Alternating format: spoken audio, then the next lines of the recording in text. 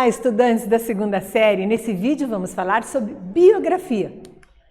Fazer a leitura e a interpretação de um texto biográfico, compreender então as características do texto biográfico e a relação entre biografia e os dias atuais, por meio de uma prática de slam. Você já ouviu falar de slam? Então, slam, ou batalha de rimas. Jéssica, querida, como que é o sinal do slam? Olha lá, ó. Temos um sinal. Então, Castro Alves, né, famoso autor romântico, né, de um período em que a nossa literatura tinha muita produção, né, muitos poemas, né? O Castro Alves, será que você conhece ele? Ah, conhece sim, né? E que tal ler a biografia, então, desse grande expoente da nossa literatura brasileira? Um poeta amplamente homenageado, né? Você vai para Salvador, Bahia, tem até a Praça Castro Alves. Então, vamos conhecer aqui. Te convido a conhecer uma biografia. Lembrando, então, já pelo título, né? Bio, qual é o significado? Vida, e grafia, escrita. Então, a grosso modo, biografia escrita da vida. Muito bem, de alguém. Então, esse texto está disponível quando você quiser aqui, ó, no www.ebiografia.com Castro Alves. Vamos conhecer o Castro Alves? Então, vamos lá. Castro Alves, 1847 a 1871. Poeta brasileiro, representante da terceira geração romântica do Brasil, o poeta dos escravos expressou em suas poesias a indignação aos graves problemas sociais de seu tempo. É patrono da cadeira número 7 da ABL, né? Academia Brasileira de Letras. Nasceu na Bahia em 1854. Sua família mudou-se para Salvador, pois seu pai foi convidado para lecionar na Faculdade de Medicina. Em 1858, ingressou no Ginásio Baiano, onde foi colega de Rui Barbosa. Chegamos então aqui na atividade 1, já pensando assim, olha, quanta coisa já aprendi do Castro Alves, que ele foi colega de Rui Barbosa, por exemplo. E aí a questão A é justamente uma questão sobre a pessoa do discurso. O texto é escrito em qual pessoa do discurso? Então, primeira ou terceira? Em duplas, qual que é a ideia agora? Você chama um colega, vem cá, meu amigo, vamos conversar aqui, a professora quer que a gente faça atividade em dupla, vamos lá? Vamos, então. Se vocês fossem contar a história de alguém famoso, olha que proposta bacana, como começariam isso? Escolham sobre quem fariam a biografia e a ideia, ó, é que vocês escrevam mais ou menos isso aqui, ó, um parágrafo.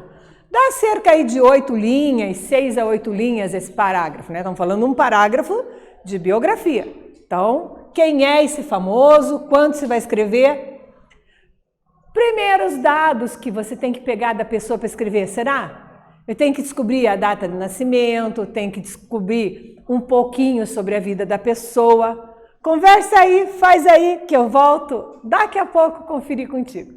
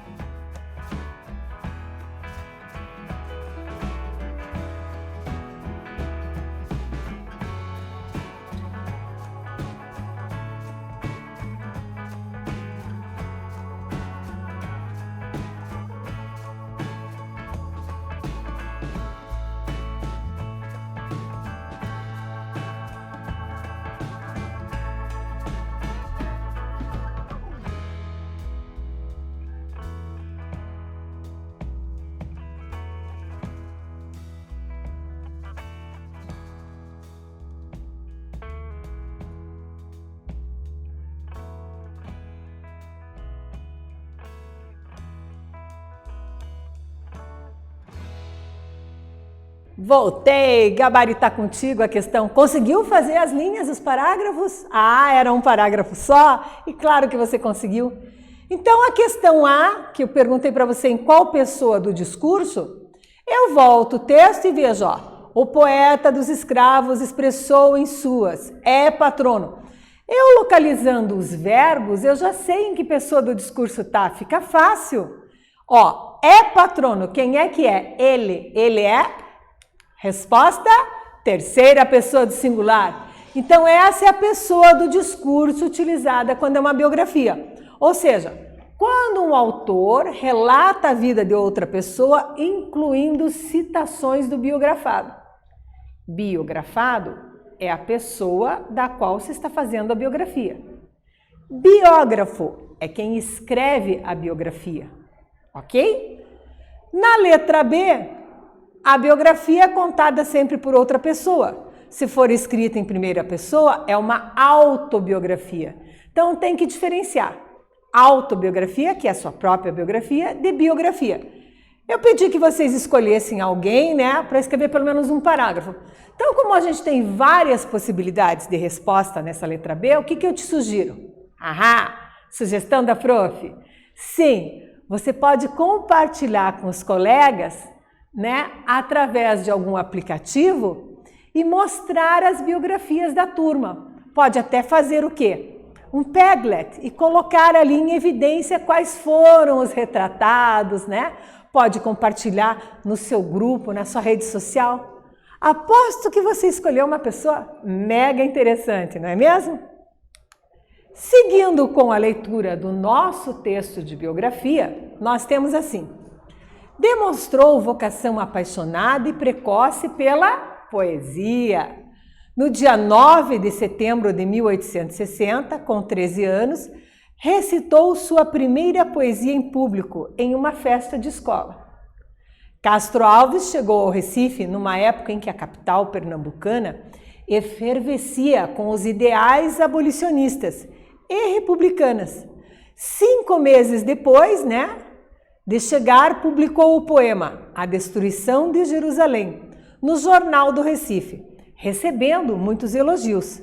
Na tentativa de entrar na faculdade de Direito, Castro Alves foi reprovado 2 vezes. No Teatro Santa Isabel, que se tornou quase um prolongamento da faculdade, realizavam-se verdadeiros torneios entre os estudantes.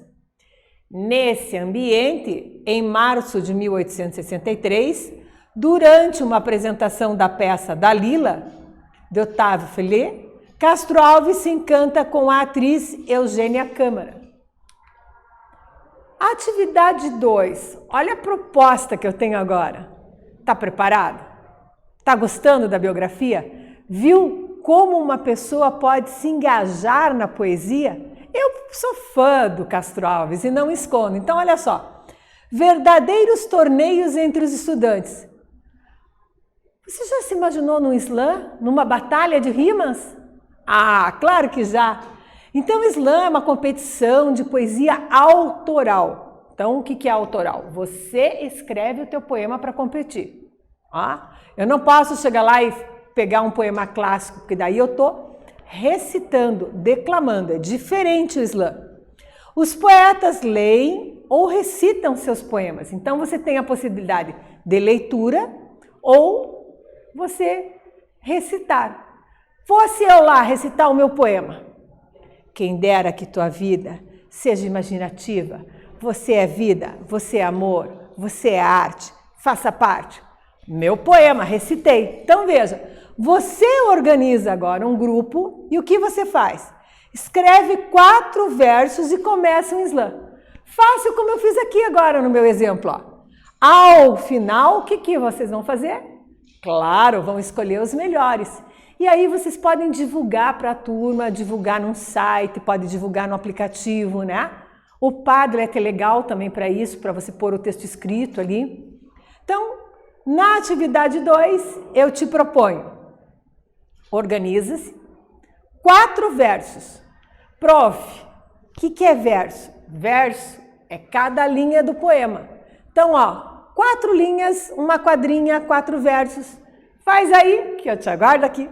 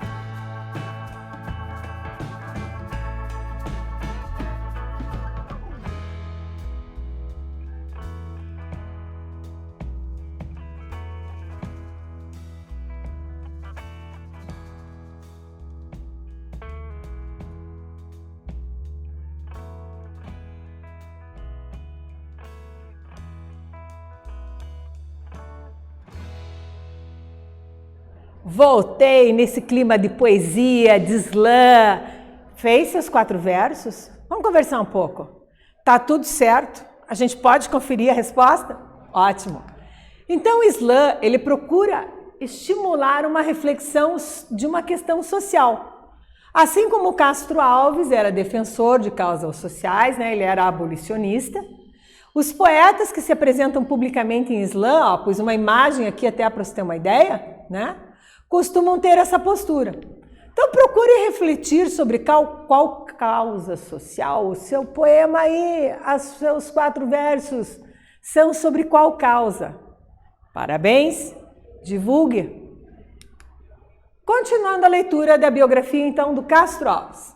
Em 17 de maio, Castro Alves publica no jornal A Primavera sua primeira poesia sobre escravidão. Um mês depois, enquanto escrevia a poesia para Eugênia, os sintomas da tuberculose começaram a aparecer. Então veja, essa parte mais triste aqui da biografia dele, né? Mas isso refletiu, ó, a doença e o caso do amor. Vamos conhecer. Uma dor no peito e uma tosse incontrolável o faz lembrar da mãe e dos poetas que morreram com a doença. No ímpeto, escreve Mocidade e Morte. Ao visitar o Maciel Pinheiro, escreve o poema Pedro Ivo, exaltando o revolucionário da praieira e o ideal republicano. República, voo ousado do homem feito condor. Novamente, a palavra condor aparece na sua poesia, simbolizando a liberdade. Mais tarde, por conta disso, ele foi chamado de poeta condoreiro. Então a prof colocou aqui uma imagem do condor, né, um pássaro gigante no céu, né, simbolizando o quê? A liberdade. Então, para você, né? E pronuncia-se sim condor e não condor, tá? Publica Espumas Flutuantes, único livro editado em vida. Sua poesia era como um grito explosivo a favor dos negros, sendo por isso denominado o poeta dos escravos. Sua poesia é classificada como poesia social, que aborda o tema do inconformismo e da abolição da escravatura, através da inspiração épica e da linguagem ousada e dramática, como nos poemas Vozes da África e Navios Negreiros, da obra Os Escravos, que ficou inacabada. Então, desenvolveu uma poesia sensível aos problemas sociais de seu tempo, defendeu as grandes causas da liberdade e da justiça, denunciou a crueldade da escravidão e clamou pela liberdade, dando ao romantismo um sentido social e revolucionário, que o amor do realismo aproximava, né, ao realismo. Faleceu em Salvador no dia 6 de julho de 1871, vitimado pela tuberculose, com apenas 24 anos de idade. Então, esta imagem é uma imagem de Eugène Delacroix, do Museu do Louvre, em Paris, né? E é a liberdade guiando o povo. A liberdade está simbolizada pela moça com a bandeira ali, ó. Chegamos à atividade 3. Tá animado com poesia? Eu tô muito, principalmente poesia engajada, né? Bacana ouvir, saber que lá no romantismo um poeta se preocupava com a liberdade, né? Então os ideais revolucionários, os ideais de liberdade, né? A indignação contra a escravidão. Releia os 2 últimos slides e sistematize em um parágrafo as informações importantes sobre a poética do biografado. Então, quais informações nesses slides aqui, ó? A publicação do livro, né? Dentre outras, já dando um pequeno spoiler, você vai colocar aí. Faz aí que eu te aguardo aqui.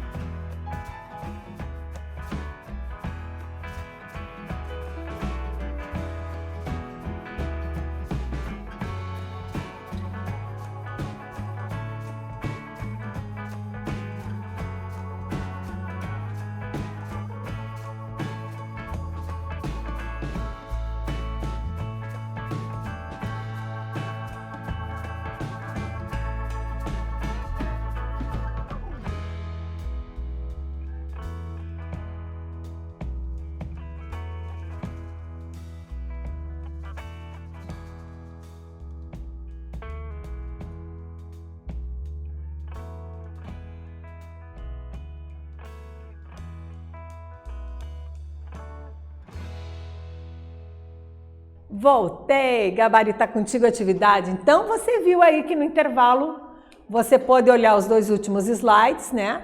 Onde diz aqui, ó, que ele publica Esplumas Flutuantes, ficou denominado poeta dos escravos, né?